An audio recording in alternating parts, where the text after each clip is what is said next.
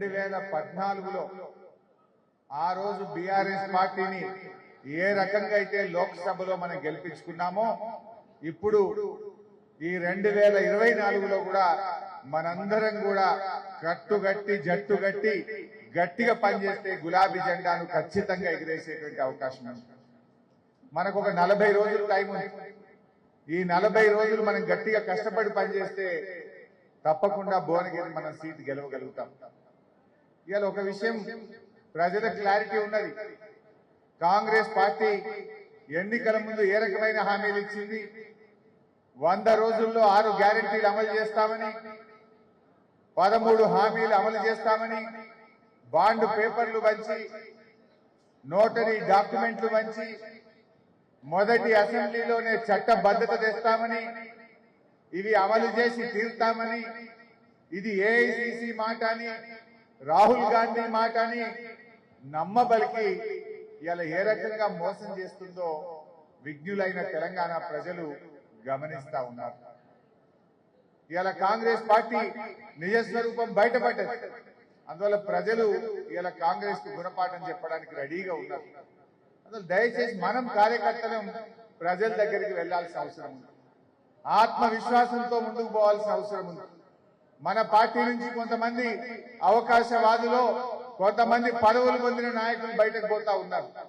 కానీ వాళ్ళు ఉన్న సమాచారం ఏంటంటే మన పార్టీ నుంచి పోయి ఎంపీగా పోటీ చేస్తున్న కాంగ్రెస్ పార్టీ 4 అభ్యర్థులు కూడా 3వ స్థానంలో ఉన్నారు. అది దానం నాగేందర్ కావచ్చు, అది సునీత మహేందర్ రెడ్డి కావచ్చు, అది కడియం కావ్య కావచ్చు, అది రంజిత్ రెడ్డి కావచ్చు. ఇవాళ ప్రజలు దాన్ని హర్షించడం లేదు. మన కార్యకర్తలు కూడా అక్కడ కసిగా వాళ్ళ గుణపాఠం చెప్పడానికి ఇవాళ సిద్ధంగా ఉన్నారు. మనం కూడా ఈ రోజు మంచి అభ్యర్థి వచ్చింది మన క్యామ మల్లేశ్వరి గారు. రాజకీయాల్లో అపారమైన అనుభవం ఉన్న వ్యక్తి, సౌమ్యుడు, బలహీన వర్గాల నాయకుడు. అటువంటి వ్యక్తిని ఇవాళ మనం పార్లమెంట్ కి పంపించాల్సినటువంటి అవసరం ఉంది. మల్లేష్ గారు 10 ఏళ్లు ఉమ్మడి రంగారెడ్డి జిల్లా డిసిసి అధ్యక్షుడిగా పనిచేసిన అనుభవం ఉంది. మార్కెట్ కమిటీ చైర్మన్ గా పనిచేసిన అనుభవం ఉంది. మరి కురుమ యాదవ సంఘాల్లో రాష్ట్ర స్థాయి అధ్యక్షుడిగా వారు ఆ బలహీన వర్గాల సేవలో బాగా పనిచేసినటువంటి మంచి మనిషి మనకు అభ్యర్థిగా వచ్చినాడు. మరి ఇప్పుడే మా కిషోర్ చెప్పింది ఇక్కడ అభ్యర్థి గురించి. ఇక్కడ అభ్యర్థి చరిత్ర ఏంది? ఇక్కడ కాంగ్రెస్ పార్టీ నుంచి పోటీ చేస్తున్న అభ్యర్థి రాహుల్ గాంధీ సంతకాన్ని ఫోర్జరీ చేసి పార్టీ నుంచి ఎక్స్పెల్ అయినటువంటి వ్యక్తి. మరి అటువంటి వ్యక్తి ఇక్కడ ఇవాళ భువనగిరిలో కాంగ్రెస్ పార్టీ తరఫున పోటీ చేస్తుంది. రేపు ఎంపీ అయితే కూడా మరి ఏం చేస్తాడో. అందువల్ల జాగ్రత్తగా ఉండాలి. ఒక మంచి వైట్ పేపర్ లాంటి మంచి మనం మల్లేష్ గారిని మనం గెలిపించుకోవాల్సినటువంటి అవసరం ఉంది. ఎందుకంటే ఈరోజు కాంగ్రెస్ పార్టీ 100 రోజుల్లో 6 గ్యారెంటీలు అన్నారు. ఏ ఒక్క హామీ అయినా పూర్తిగా అమలు చేశారా అని నేను అడుగుతా ఉన్నాను. 100 రోజుల్లో హామీలు అమలు చేయకపోగా ఇవాళ గ్లోబల్ ప్రచారం చేస్తుంది. ఉత్తమ్ కుమార్ రెడ్డి అంటుడు ఎలక్షన్ కోడ్ అడ్డం వచ్చిందట. 100 రోజులు మీకు పూర్తి సమయం దొరికింది. Election code ఎప్పుడొచ్చింది? మీ ప్రభుత్వానికి 100 రోజులు నిండిన తర్వాతే ఎలక్షన్ కోడ్ వచ్చింది తప్ప 100 రోజుల ముందు ఎలక్షన్ కోడ్ రాలే. అంటే మీ మాటల్లో నిజాయితీ లేదు. ఒకసారి ఆ వీడియో చూస్తే ఒక్కొక్కటిగా మనం చూసే అవకాశం ఉంది. పోయిందా బాబా వీడియో? డిస్కనెక్ట్ అయిందా?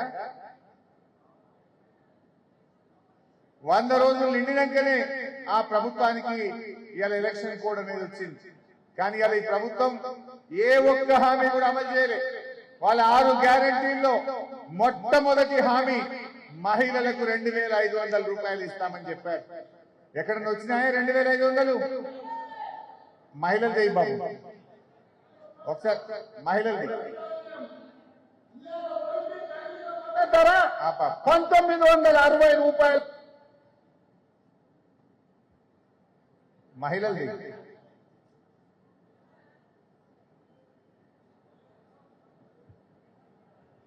ఉంది. కానీ కేసీఆర్ రైతులు మోసానికి గురై ఇవాళ దళారులు మిల్లర్లు 1200కు 1400 కొంటుండ్రు. కాబట్టి 1960 రూపాయలున్న వరి కనీస మద్దతు ధరకు మించి 2,500తో ఒట్లు కొనే బాధ్యత. ఓకే బాబా, వడ్లు ఏమన్నాడే 500 బోనస్ ఇచ్చి 2,500 రూపాయల క్వింటాల్ వడ్లు కొట్టమన్నారు. ప్రజలు పాపం నమ్మి కాంగ్రెస్ కోటేషన్. మొన్న వానకాలం వడ్లు వచ్చినాయి. వానకాలం వడ్లకు మీరు వడ్లు అమ్ముకోకండి, మా ప్రభుత్వం డిసెంబర్ 9వ తేదీ వస్తుంది, రాగానే 500 బోనస్ ఇస్తామన్నారు. వానకాలం వడ్లకు ఇయ్యలేదు. ఇప్పుడు యాసంగి వడ్లు రేపో మాపో రాబోతున్నాయి. మనందరం గ్రామాల్లో కల్లాల దగ్గరికి పోదాం, గ్రామాల్లో రైతుల దగ్గరికి వెళ్దాం. కాంగ్రెస్ పార్టీ ఎన్నికల్లో 2,500 క్వింటాల్ వడ్లు కొంటేనే ఓటు అడిగే హక్కు ఉంటుంది, లేకపోతే మీకు ఉండదు అనేటువంటి విషయం చెప్పాలి. రైతుల ముందు చర్చ పెట్టండి. బిడ్డ, నువ్వు ఆ రోజు కొంటానని చెప్పినావు, ఇప్పుడు 2,500 వడ్లు కొండకనే కాంగ్రెస్ వాళ్ళు ఊళ్ళకు రావాలి, పార్లమెంట్ ఎన్నికల్లో ఓటు అడగాలని చెప్పాల్సినటువంటి అవసరం ఉంది. ఇంటాయన దగ్గర నగదు ఉంటేనేమో బెల్ట్ షాపులలో ఇస్తున్నాడు, అవునా? అందుకే మా అక్కల కష్టాలు చూసి నగదు మా అక్క దగ్గర ఉంటే పిల్లల చదువులు, ఇంటి ఖర్చులు, పండుగ పూట చుట్టం వస్తే ఇంత మంచి చెడ్డ చూడడానికి ఉంటది. అందుకే ప్రతి నెల 1వ తారీఖు నాడు ప్రభుత్వ ఉద్యోగికి జీతం వచ్చినట్టుగా ప్రతి నెల 1వ తారీఖు నాడు ఆడబిడ్డల ఖాతాలో 2,500 రూపాయలు ప్రతి నెల ఆడబిడ్డల ఖాతాలో వేయాలని కాంగ్రెస్ పార్టీ నిర్ణయం తీసుకున్నది. ఓకే, ఇక వచ్చినాయా మీ ఇంట్లో ఎవరికైనా 2,500? ఎవరికన్నా? మరి ఏం చెప్పిండు? డిసెంబర్ నెల నుంచి ప్రతి ఆడబిడ్డ 18 ఏళ్లు నిండిన ప్రతి చెల్లెకు అక్కకు 2,500 రూపాయలు ఇస్తామని చెప్పింది. అంటే ఇప్పుడు 4 నెలలు అయింది. 4 నెలలు అంటే ఈ తెలంగాణ రాష్ట్రంలో ప్రతి ఆడబిడ్డకు కాంగ్రెస్ ప్రభుత్వం 10,000 రూపాయలు బాకీ పడ్డట్టు అడగాల. ఇలా కాంగ్రెస్ వాళ్ళు ఓటు అడగాలంటే ఆడబిడ్డలకు బాకీ పడ్డ 10,000 రూపాయలు ప్రతి అక్కకు చెల్లెకు ఇచ్చిన తర్వాతనే ఇలా కాంగ్రెస్ పార్టీ ఓటు అడిగే హక్కు ఉంటుంది. మీరు ఆ రోజు మీరు ఓటేస్తే ఇస్తామని మాట ఇచ్చిండ్రు. మహాలక్ష్మి పేరు మీద ఆడబిడ్డలకు ప్రతి నెల 2,500 రూపాయలు ఇస్తామన్నారు. వాళ్ళ ఎన్నికల మేనిఫెస్టోలో మొట్టమొదటి హామీ మహిళలకు 2,500 రూపాయలు. మొదటి హామీనే మహాలక్ష్మి పేరు మీద తెలంగాణ అక్కా చెల్లెలకు మహా మోసం చేసినటువంటి ఈ కాంగ్రెస్ ప్రభుత్వానికి పార్లమెంట్ ఎన్నికల్లో గుణపాఠం చెప్పాల్సిన అవసరం ఉంది. ఈ విషయాన్ని మీరు తప్పకుండా ప్రతి అక్కకు చెల్లెకు ఇలా వివరించి గట్టిగా చెప్పాల్సిన అవసరం ఉంది.